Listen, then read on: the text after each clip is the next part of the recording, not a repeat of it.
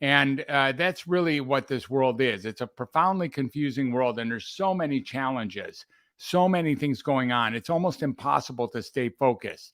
It's not your fault. It's almost impossible not to be depressed about what's going on. That's not your fault either. It's almost impossible not to be anxious or fearful about the future, given what we know in your own community, with your own self, or in the community or society at large. That's not your fault either. So this idea is that we come in to the psychiatric office and we think that there's something wrong with us. And what really the doctor's point is actually to confirm that there is something wrong with you. Psychiatry is one of the only subspecialties out there that when you tell a client there is nothing wrong with them, they actually get angry. That isn't true in most other medical fields. If you go to a cardiologist or you go to a surgeon or you go to an ophthalmologist or you go to nearly any other doctor and they let you know that you're okay, you don't get mad at them.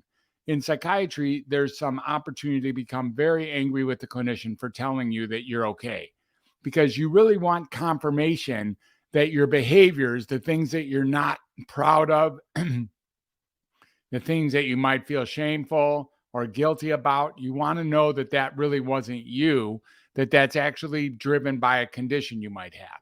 Now, this is not true for everybody. Some people really do have what they know are conditions, like, formalized conditions, and they're actually happy with their therapeutic intervention, their therapist, their diagnosis, and their treatments, including the medications they're taking. But this is not a conversation that is meant for them.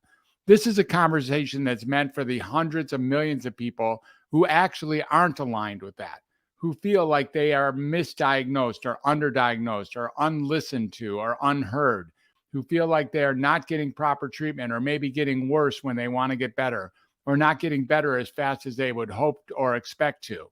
This is that group. So as it turns out, if people are pretty sure that there's something wrong with them and the doctor convinces them that there's something wrong with them, that's when the essence comes. That's when they decide that they need the treatment that is connected with whatever that is that has been labeled and what is wrong with them. And so that's when medications are the default. Medications may not help nearly as much as they are marketed to. Medications, in fact, at times actually increase, advance, perpetuate, or even cause the symptoms they're marketed to treat. So when I learned about that, and I learned about that in the field by taking a group of people off medicine and watching them get reliably better as a group, like, I really learned that it's not necessarily medicine that was holding them together. And in fact, taking them off of medicine often meant the disappearance, the actual like, the actual removal of the diagnosis they thought that they had.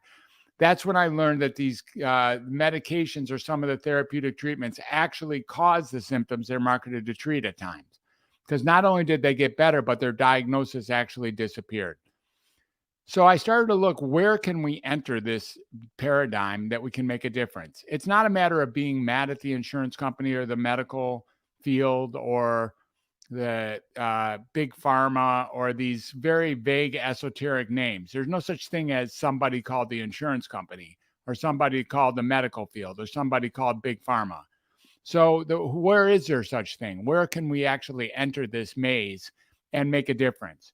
And what I learned is that we can enter it at the patient or the client or the customer level.